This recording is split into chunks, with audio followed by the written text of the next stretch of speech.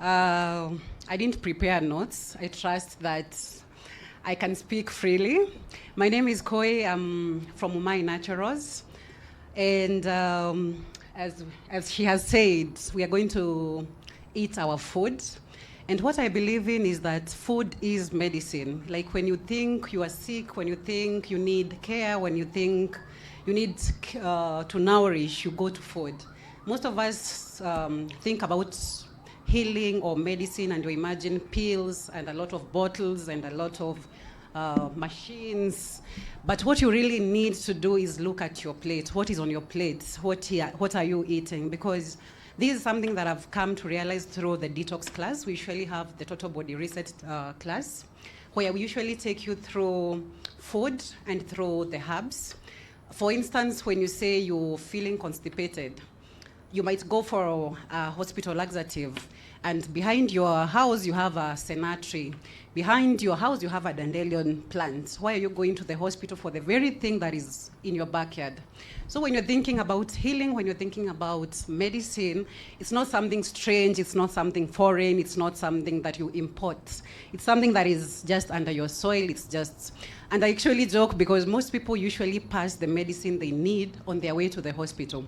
Like that was the case of my mom. She had a lot of high blood pressure issues for years. She was diabetic. And the very things that we used to heal her were the very things that have been growing in her shamba. Like you spoke about dandelion. That is one plant that reverses diabetes, sugar, and you pass it there. You talk about cancer, skin cancer. We have blackjack, mushege.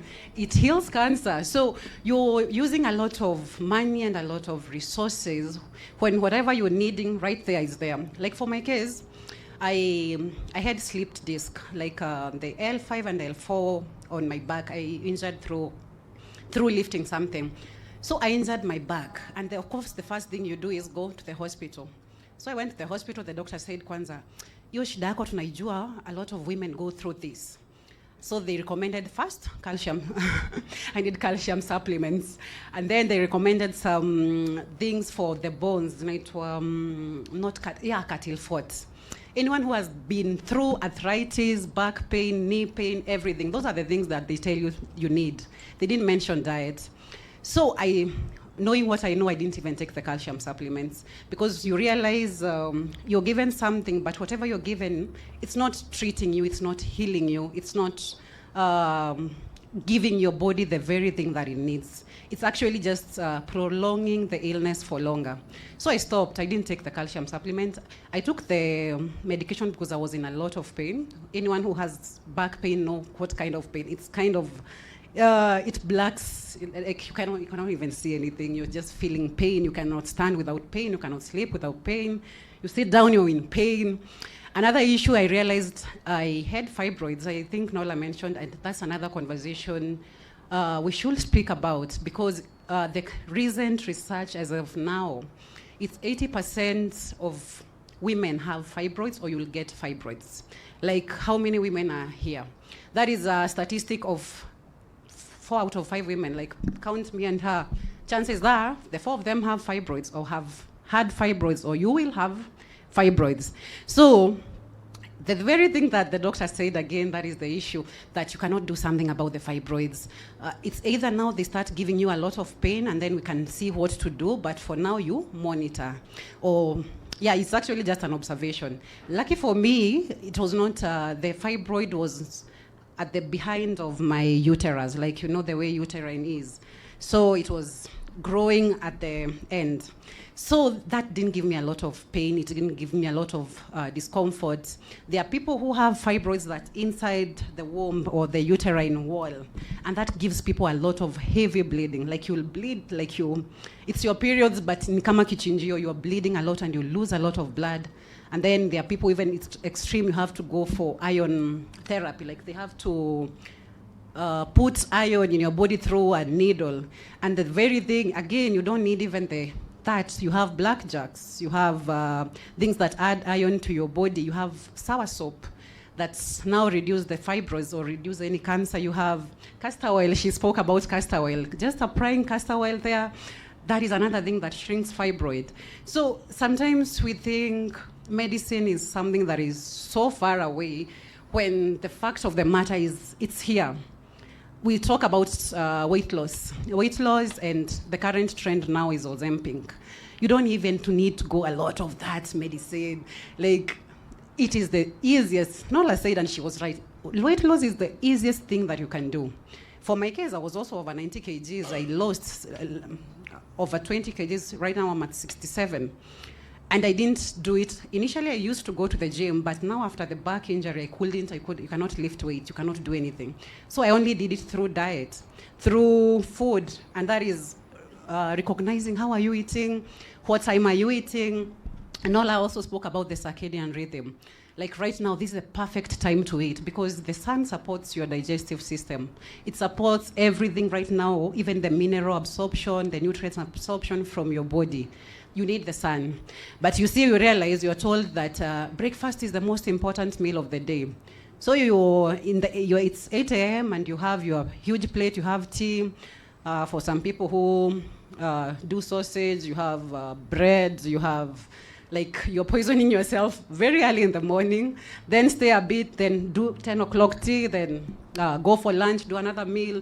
You end up even eating like 5 times in a day, and that kind of just slows you down. Like, you don't need that much. Like, I know Dr. Spice was saying, who is here is hungry? And I'm thinking, people should be used to fasting. They can hold, like, unless you have sugar issues, again, that is another thing you address. Fasting, that is something we should all be embracing. Fasting does wonders. And there's a misconception that you cannot fast when you're sick, you cannot fast when you have diabetes, like your sugars will crash.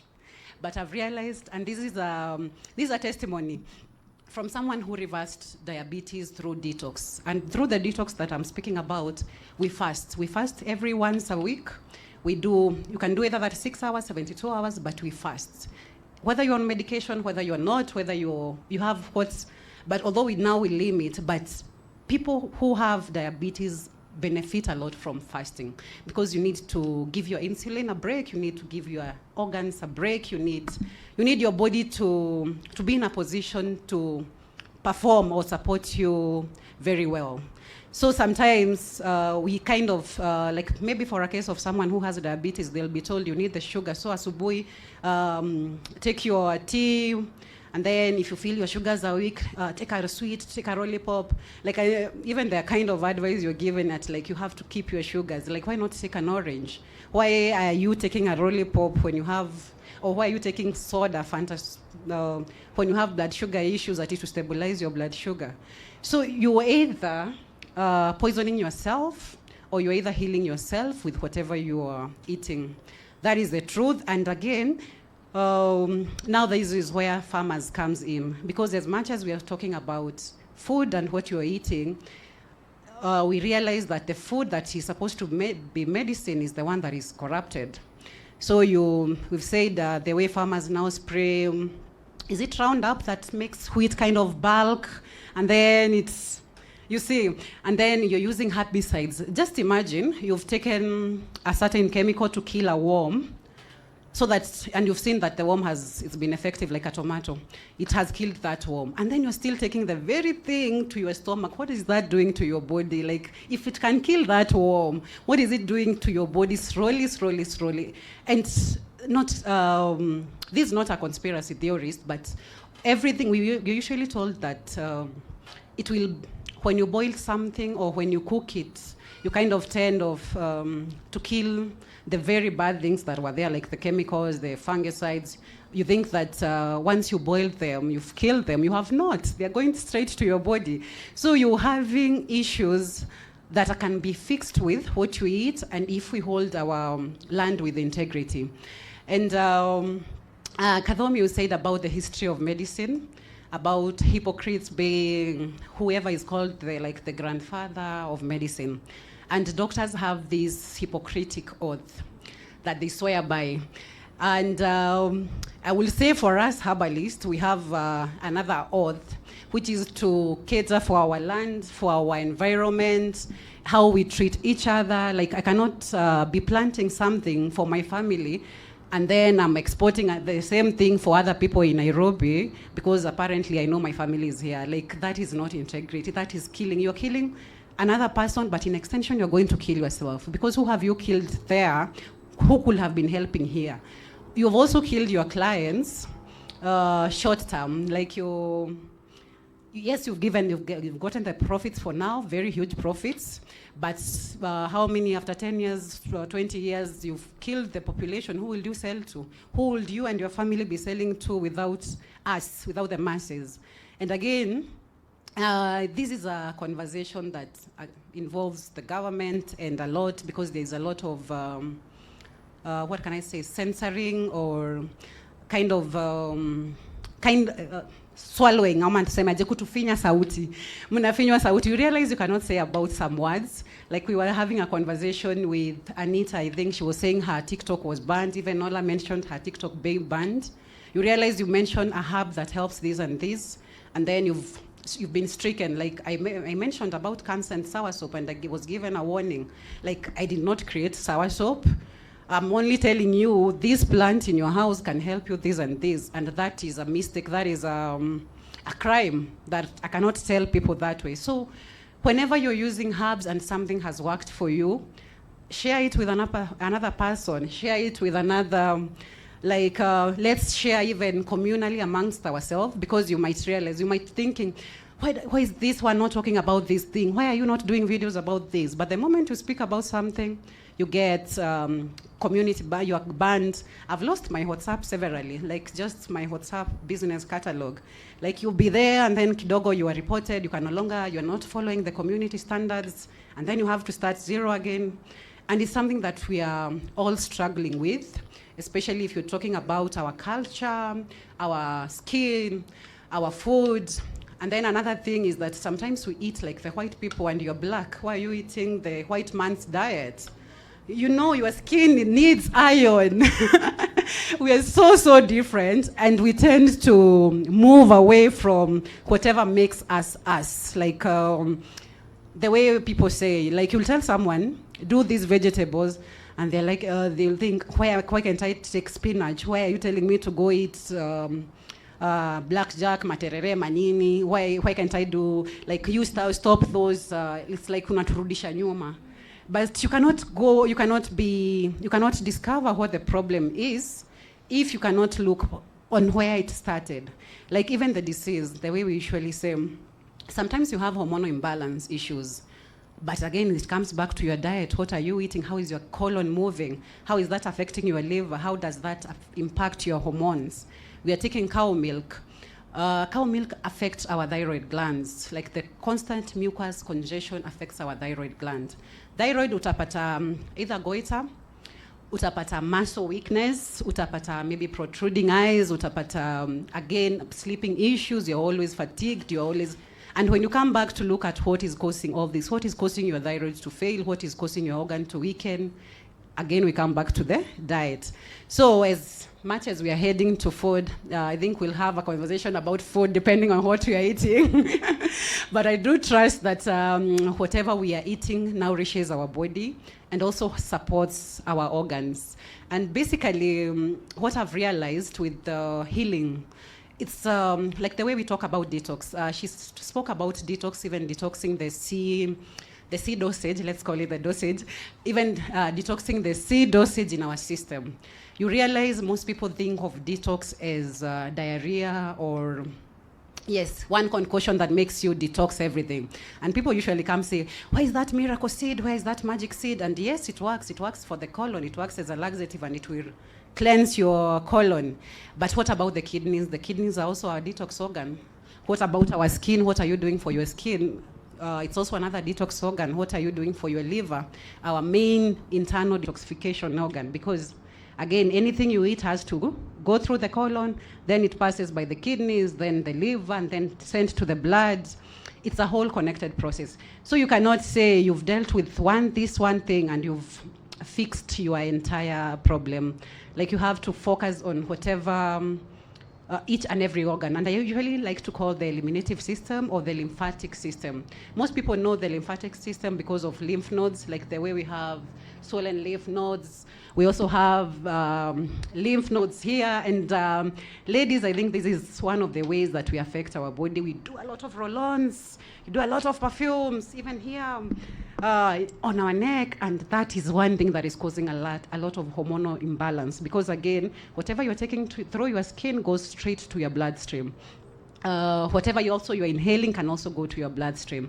So sometimes you can do this one thing, but you have to look at it as a lifestyle, as a whole, as whatever is causing you problem. That even makes you look at kind of cooking pots you are using. Most people are using the non-stick pots as a trend.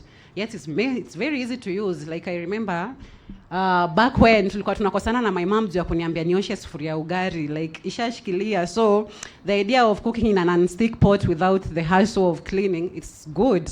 But what is that non-stick? What is it making food not stick there? And what does that do to your system? So you have to look at whatever you're taking, how you are taking it, whatever you are surrounding yourself with. And I work a lot with ladies, so I might be mentioning ladies a lot. That's also because we are very affected with a lot of issues, not just fibroids, cysts, PCOS. We have a lot of people with a lot of infertility issues. And we have back pain. Again, that is another thing that Nola mentioned, that you have to address your healing even spiritually, because ladies tend to hold on into emotions, and that kind of translates to even back pain, translates to shoulder pain. Like anytime you're feeling stiffness, your shoulders are being affected. So it's you have to look at healing holistically, and not something that you can just take a pill for and then you're fixed, because that doesn't work. Like I've seen people who've taken, like, let me just give an example. The same case for my mom, or for people who are told they're diabetic. Like you're told you have to take this medicine to manage this, and it's like a lifetime. So whatever you're doing, it's not healing you, it's helping you live with that. But whatever you need to do is to support your organ that was failing, so that you can now be able to nourish. So I think we'll talk some more. People are hungry, and I'd like to return the mic to our MC. Yes, thank you. Dr. Spice, you're doing an amazing job. I held the first Herbal Festival in Kenya this year in April, and it was another healing adventure and event. And people had the same issue, like this is not something that you can do within one day. We need more time. So I've purposed that the next Herbal Festival for 2026 is going to be 2 days. It's going to be on Saturday, April 4th. We go overnight, we'll have a bonfire, and then Sunday, another whole day of just healing and interacting with herbalists and farmers. Thank you.